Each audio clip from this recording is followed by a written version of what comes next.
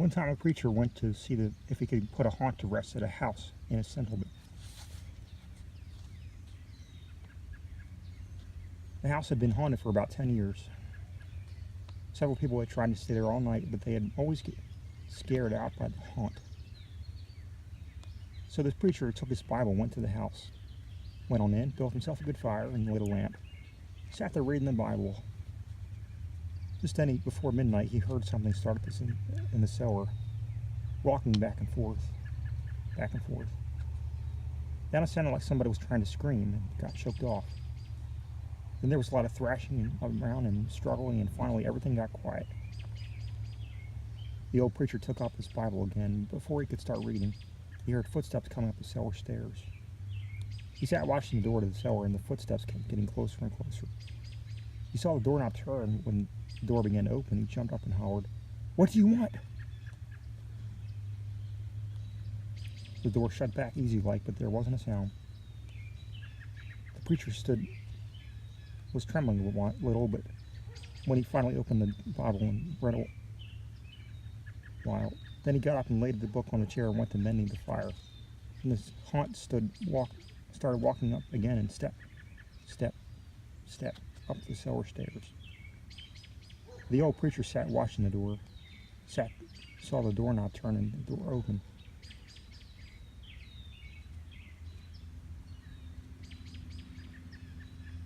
It looked like a young woman. Then he backed up and said, "Who are you? What do you want?" This haunt sort of swayed like she didn't know what to do. Then she just faded out. The old preacher waited and waited, and when he didn't hear any more noises, he went over and shut the door. He was sweating and trembling all over, but he was a brave man and thought he was able to see it through. So he turned his chair to where he could watch, and he sat down and waited. It wasn't long before he heard the haunt start up again, slowly, step, step, step, step. Closer and closer, step, step. And it was right at the door. The preacher stood up and held his Bible out before him. When the knob slowly turned, the door opened wide. This time the preacher spoke quietly, like he said, "In the name of the Father, the Son, and the Holy Ghost, who are you and what do you want?" The haunt came right across the room, straight up to him, took hold of his coat. It was a young woman about 20 years old. Her hair was torn and tangled, and the flesh was dropping off her eyes. Her face, so you could see the bones and part of her teeth. She had no eyeballs, but there was a sort of blue light way back in her eye sockets, and she had no nose to her face. Then she started talking. It sounded like her voice was coming and going with the wind blowing it. She told how her lover had killed her for her money and buried her in the cellar. She said if the preacher would dig up her bones and bury her properly, she could rest. Then she took him to the end joint of the little finger from her left hand, and to lay it